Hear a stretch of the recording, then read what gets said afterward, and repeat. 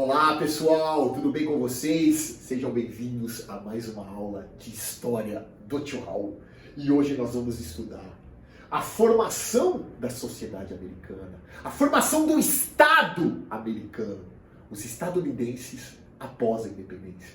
A formação de toda essa grandiosidade, essa nação que chegou no topo do poderio bélico, militar, econômico, teve um início, teve uma história, que serão divididas em duas partes.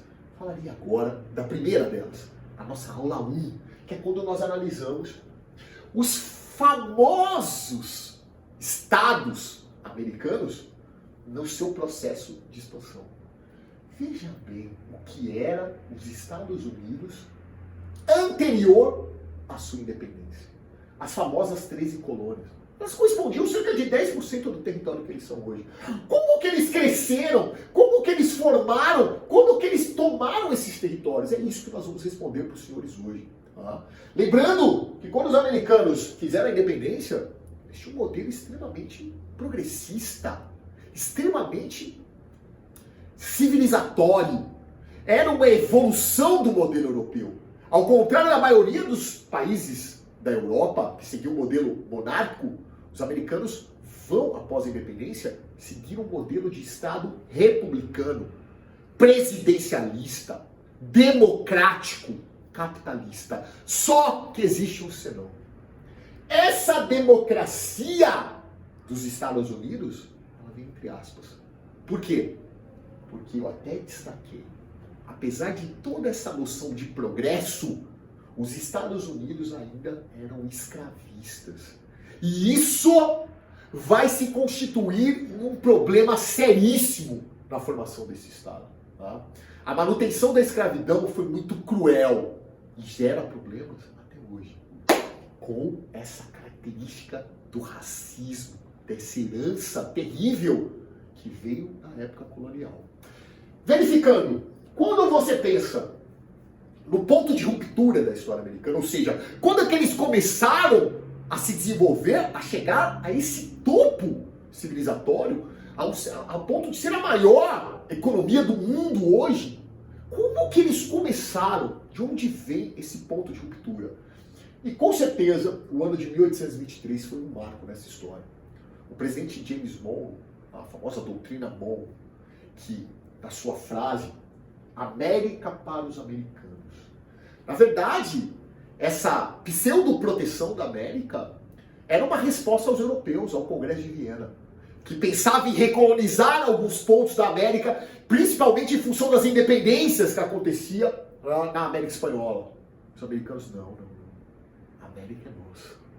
A América para os americanos era o início de um processo imperialista que vai se verificar muito mais forte no final do século XIX. Então, é essa doutrina que dá o pontapé inicial à expansão territorial americana. Além de ser uma resposta ao Congresso de Viena, ela dá início a um processo de expansão fantástico, que faz com que essas 13 colônias originais pudessem atingir o restante do território. E essa expansão dá-se-á através de compras, de guerras, de acordos, de anexação. E quando você pega os territórios, você começa a verificar o quanto isso foi importante para a economia atual dos Estados Unidos. A compra da Flórida, por exemplo, da Espanha, da Louisiana que eles compraram. Louisiana é o cinturão verde americano, é o Mato Grosso dos Estados Unidos, vamos dizer assim. Cell Belts, Corn Belts, toda a produção agrícola. Louisiana foi comprada da França. Até o Alasca que eles compraram, que vai depois se mostrar um ponto estratégico fundamental, principalmente no período da Guerra Fria. Eles compraram da Rússia. Quando eles não compravam, eles guerreavam.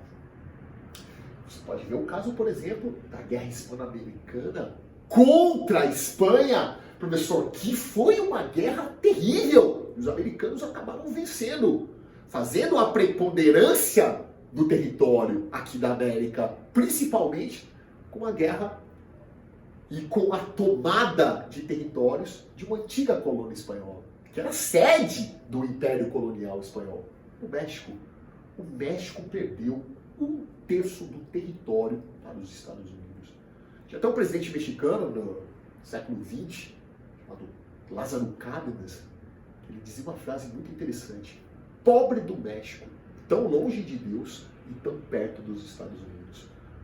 Você realmente não acredita que cidades como Los Angeles, Las Vegas, tem nomes de origem inglesa.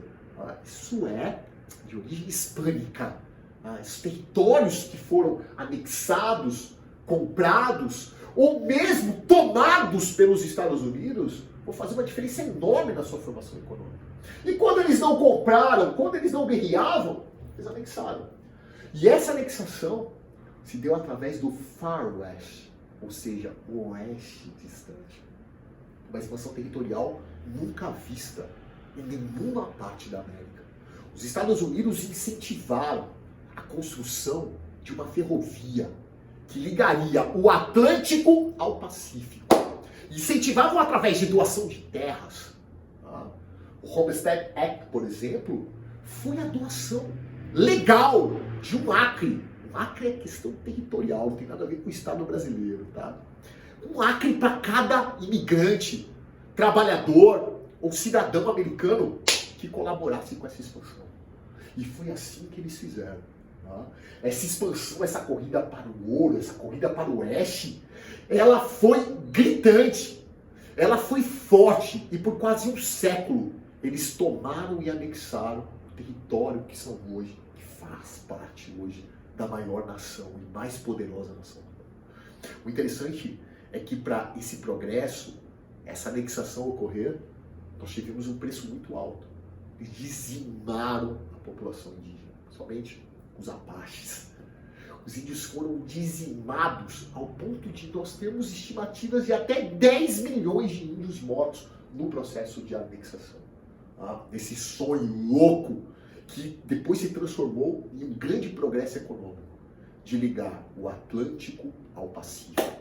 E foi nesse período de expansão, nessa ânsia de transformação de uma grande potência, que nós vamos ter uma justificativa que por hora, e muitas vezes até hoje, é utilizada, que é a justificativa do destino manifesto. É nosso destino, é nossa obrigação levar os ideais de progresso, de civilização, democracia.